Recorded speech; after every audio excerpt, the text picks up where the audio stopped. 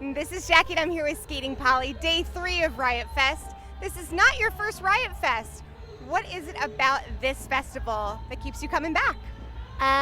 Well, first of all, best lineups. Second of all, serious camaraderie around the bands here. No one acts hoity-toity. Everyone's really chill and kind. I think having my puppy with me does give me extra loving points. But yeah, and the staff are so good to us here. I mean, they really make sure we're comfortable, and we love it. It's also like the perfect cross section of classic punk stuff, like Patti Smith, Wu-Tang Clan, and Jawbreaker are all here. It's like all the kind of genres that you'd want. So it's just like perfect, you know. You also have the Village People and the B-52s playing today. That's a little interesting. Me and Kelly, one of our first concerts was seeing Cyndi Lauper, Joan Jett, and the B-52s all together on the True Colors tour. So I'm gonna be damned if I miss the B-52s tonight. So. Yeah, they're amazing. What's your dog's name? Patsy. Hi, Patsy. Well, it's a beautiful day for a music festival. You guys have been together for 10 years, and I think you also sort of mentioned that about your tour, kind of like, holy shit, 10 years already. Yeah. What do you attribute to your band's longevity? I mean, you just have all these words that you kind of make up in your own language. I mean, we can read each other really, really well. We can kind of come up with parts to each other's songs incredibly quickly. I think we know how each other's brains work. And also knowing each other so well kind of makes us all want to constantly change because it's easy for us to just do the same thing. So we always want to change, and I think that's why we've hit so many different types of songs and stuff, because the longer we stay around, the more things we're going to try. Yeah. I think it's just because we love each other so much. That sounds so silly, but I mean, I wouldn't want to be in a band with anyone else. Me too. Well, I like that. How has your sound evolved since taking over the world? Speaking of being together for a really long time, how would you say your sound has evolved over the years? Our songs have more than 2 notes. That's fair.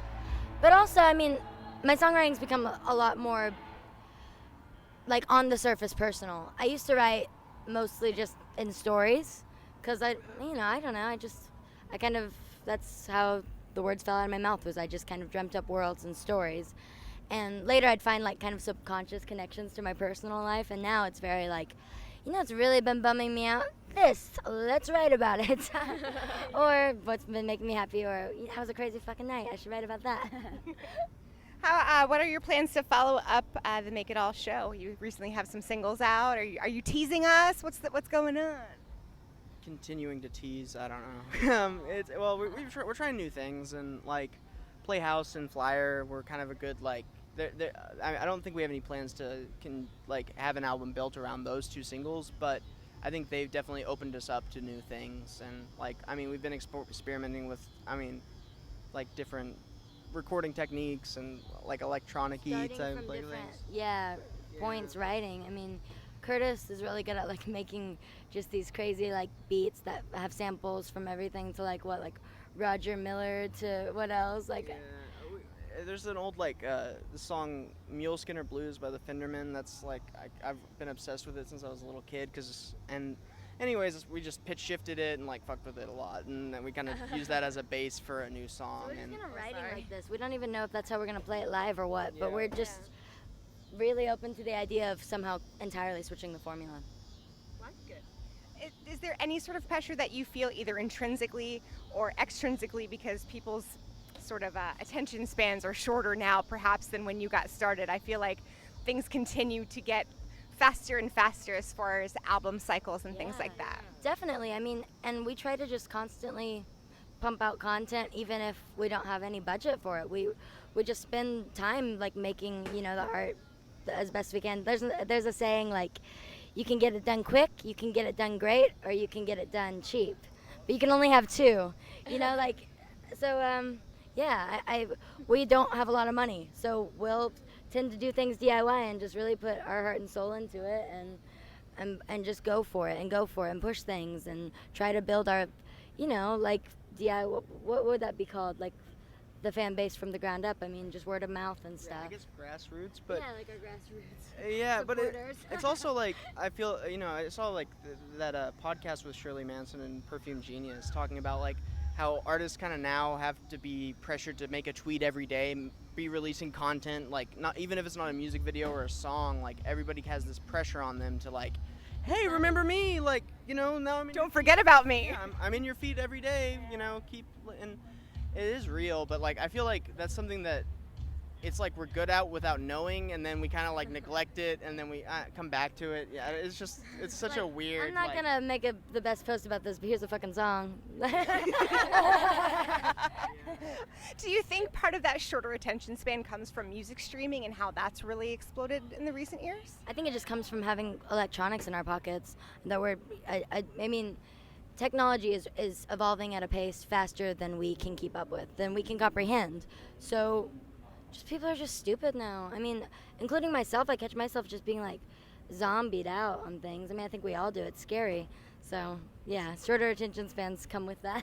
Yeah, it's weird, like we're stupider and we're smarter. Like things get, you learn about things faster than you would. Like whenever there's some cultural revolution, it's kind of playing out on your Facebook feed if you're like, and you kind of like learn things just kind of like, oh shit, I didn't know that, that was something that like was a problem, or Yeah. I mean, like the Amazon burning, like CNN wasn't covering it. I saw like all these people on Instagram posting about it, and it's like it just spreads like wildfire, and it's I don't know, So it's it can be interesting. effective in that way. It Can be effective in like the kind of grassroots, like building from nothing. If you can just have devoted fans who want to share your stuff and Yeah. spread the word. But then at the same time, it's like you talk to somebody, it's like, oh yeah, it's like they're like obsessed with African music and like Afro raw, or like what is it, Afrobeat.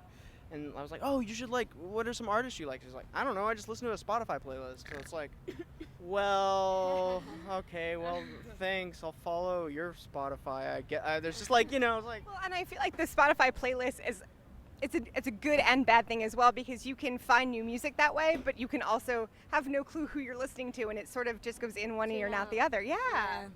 It's the best. It's the only way I find music. Is just like putting on a random playlist and like, okay, I like this song, this song, this song. Otherwise, like before, I liked music and I would try to find music. It was so hard for me though. I don't know what it was. I like having access to other people's playlists. I think it's a Yeah. really personal scoop of someone else's life.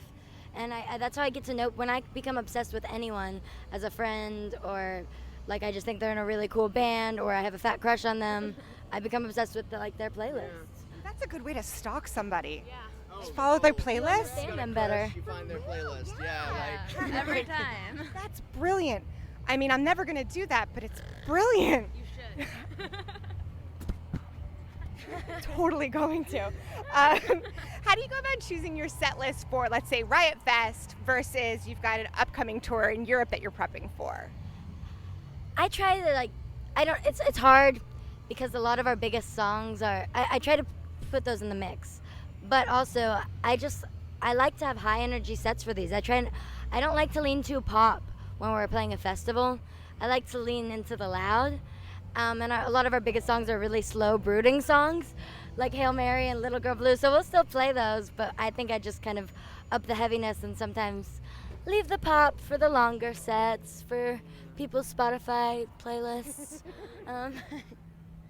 I just approve the set lists. I don't make them. What's up next for you guys after Riot Fest? We're playing like Iowa City. We're like finishing a tour. We flew home America. in the middle. You're conquering America, then you're going over to Europe, right? Anything else going on for 2019?